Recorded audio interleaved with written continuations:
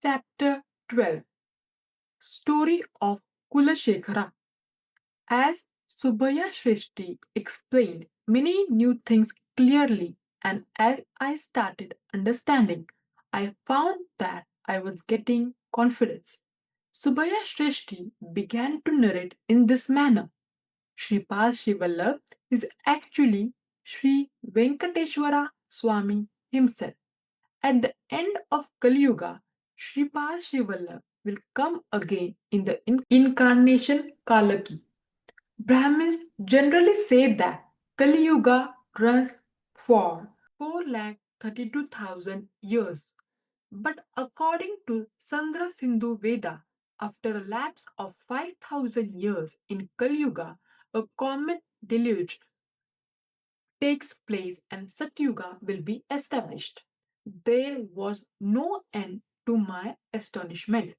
What Srishti was saying ran quite contrary to what I heard from the Brahmins. The relationship between breadth and longevity. Subbaya Srishti answered by saying, My dear Shankar Bhatt, in the Kali Yuga, the sub period of Kali ends after 5,000 years. After that, there will be a transitory period. Then in Kali Yuga, the sub period of Sat Yuga will start. Even though the total length of Kali Yuga is 4,32,000 years, there are sub periods, subtle periods, and other fractional periods in it. This is well understood by those who know Yoga Shastra. Suppose God Brahma decided 120 years as the lifespan of a certain individual. It does not mean that he will physically live for 120 years. It only means that he is given a period equal to the span of time during which one can inhale and exhale air in a normal state in 120 years. People with an unstable mind, angry people, those who rush to do things, those who live daily with sorrow, those with bad tendency will spend away their life breaths in a short time.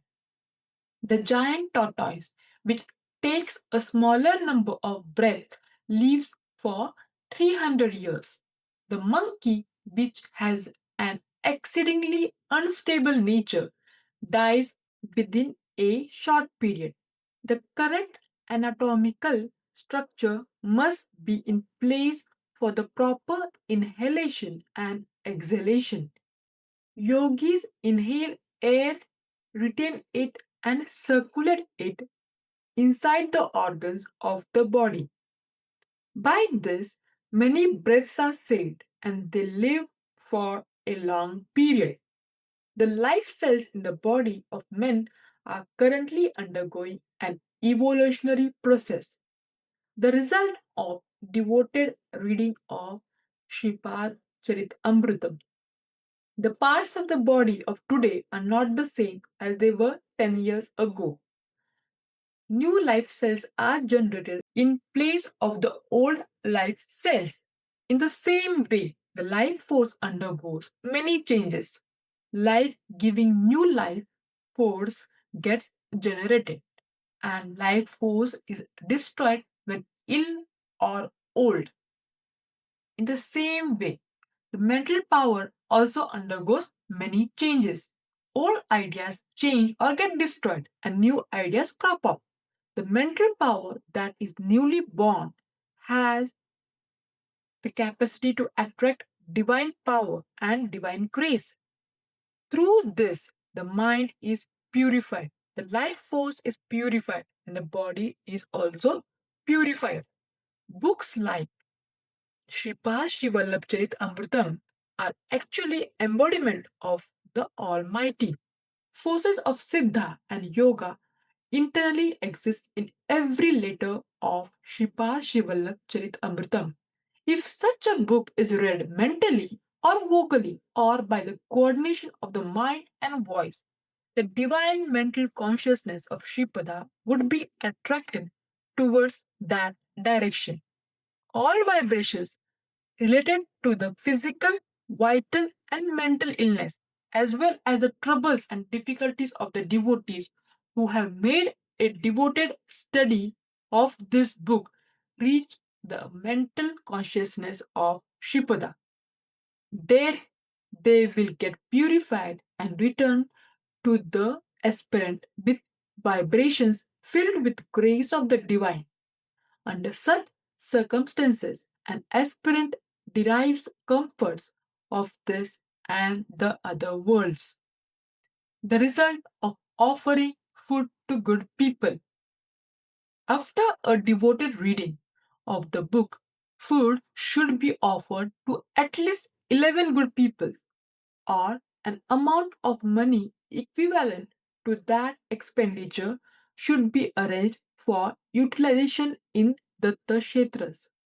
Then only the complete fruits of the devoted readings will be obtained.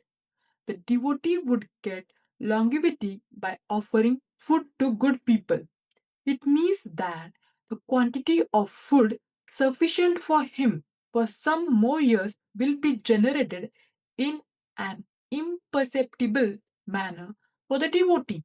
Not only that, when the good people that are offered food are satisfied, the vibrations of gratification and yoga relating to peace, strength, satisfaction, and wealth would emanate from the imperceptible. In the course of time, the seeds thus originated will flourish as great trees. Sri Krishna, who simply accepted one grain of boiled rice from Mother Draupadi, could provide ample food to sage Durvasa and his 10,000 disciples.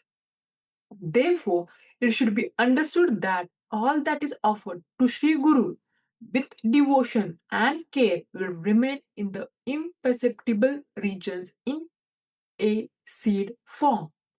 In the course of time, those seed forms will grant all the necessary comforts and wealth to the aspirant. Once Sri Krishna and Sudama went to the forest to collect sacred grass. As Sri Krishna was tired, he slept on the lap of Sudama. Sudama was eating the flattened rice brought from the ashram without knowledge of Sri Krishna. Sri Krishna, who feigned sleep, woke up and said, Sudama, I am hungry. Did not the wife of our Guru give food to us to assuage our hunger while coming from the house? Sudama replied in the negative. Krishna again said, It appears you are munching something. Sudama said, Nothing, I am not only reciting Vishnu Sahasranam. Krishna again said, It appears you are munching something.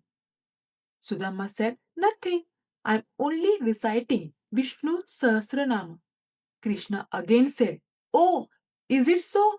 I got a dream from the wife of a guru gave flattened rice for both of us, and that you were eating alone without giving to me. Then Sudama said, Sri Krishna, you are tired. That too, this is daytime. Scriptures say that daydreams will have no effect. Sri Krishna laughed and kept quiet. After some time, Sudama became Kujela and became very poor. He recited Vishnu Sahasranama many times, praying for the redressal of his grievances. At last, he received the mercy of Sri Krishna. He accepted flattened rice from Kuchela and granted him abundant wealth. As Kuchela kept Sri Krishna's head in his lap when tired, Sri Krishna made Kuchela lie on the bed made with soft feathers of swan and pressed his feet. The mysterious principle of karma is thus enlightened by the Lord, breaking the pride of a wrestler.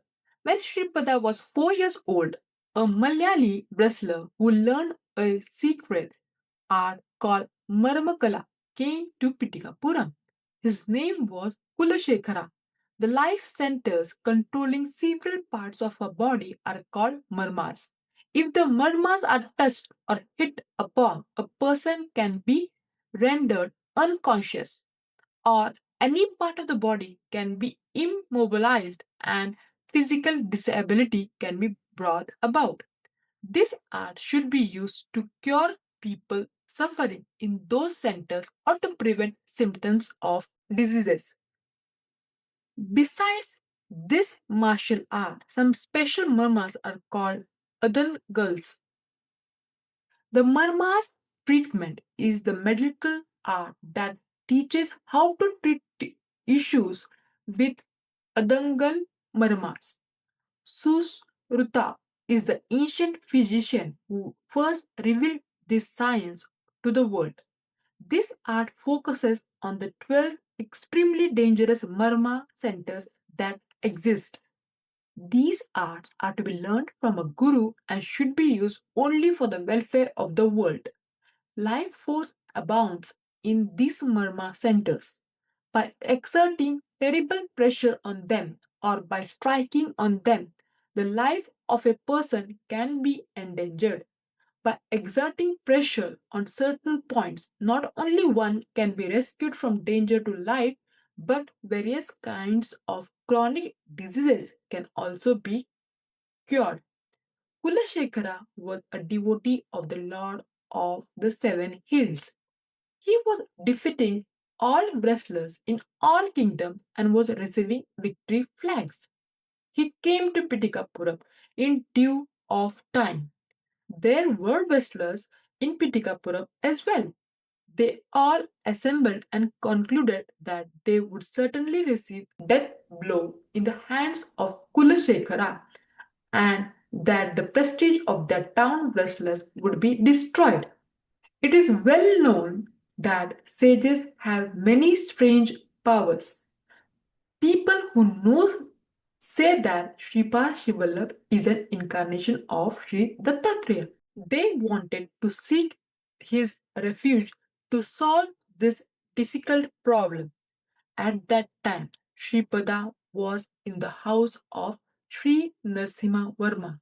Sri Narasimha Varma got a silver laced turban specially prepared to Sripada. It was his habit to adorn Sripada with the silver laced turban and take Sripada along with him in the horse carriage while visiting his estate lands for supervision. One day, when the turban was about to be worn, Sripada asked Sri Narasimha Varma to wait for some time. In the meantime, the wrestlers of Pitikapuram came there. They sought the refuge of Sripada. Sripada gave them assurance. In Pitikapuram, there lived a hunchback named Bhima. His body was extremely twisted. Moreover, he was weak. Sri Narasimha Varma used to pay him a salary by using his services even though he could not do any work. Bhima had boundless love, affection, and unfaltering faith towards Sripada. He often requested Sripada to rectify his hunchback. Sripada used to tell Bhima that he would set it straight at the appropriate time. Sripada said, "Why would we fear that wrestler? We have Bhima. He can face Kulasekhara. When a person like Bhima is behind us, why should we fear? The ways of Datta are very strange and queer." The citizens of Pitikapuram wondered at the selection of Bhima for fighting with Kulasekhara. Some people thought that either Bhima would die in the fight or that the divinity of Sripada would come to the life. A wrestling ring was arranged in the vicinity of the Kukuteshwara temple. Many people came there to witness the entertainment. The duel started. The body of Bhima was getting strengthened with every blow that was dealt by Kulasekhara. Kulasekhara was receiving blows in those areas upon which he struck Bhima. Kulasekhara became weak. Bhima's hunchback was set right and he also became a very strong person. Kula Sekhara prostrated at the feet of Sripada. Sripada said, Kula Sekhara, there are 108 mermas in the human bodies. You had complete knowledge about them, but Bhima completely relied on me. He had the knowledge that I am his protector. Is your knowledge great or his knowledge great? You swayed with arrogance. I enjoy divine entertainment. I am the law and I am the enforcer who can impose varieties of punishment. From today on, I am passing the weakness of Bhima onto you. May you live as a weakling. However, you will live without any paucity of food and clothing. Let Bhima take all the life force from your body and remain as a sturdy person. I am the strongest living being in the world. Am I not there in Tirupati? While seeking my protection, you misuse this art of marma. Therefore, I am withdrawing this art of marmas from you. Sripada granted vision as Sri Padmavati Venkateshwara for a moment and gratified him. The divine acts of Sripada are incomprehensible and unthinkable. Obtaining his grace is the only proper way for us. Thus concluded Subhaya Shrishti. Victory unto Sri Sripāda Srivallabha. Sripada Rajam Sharanam Prabhate.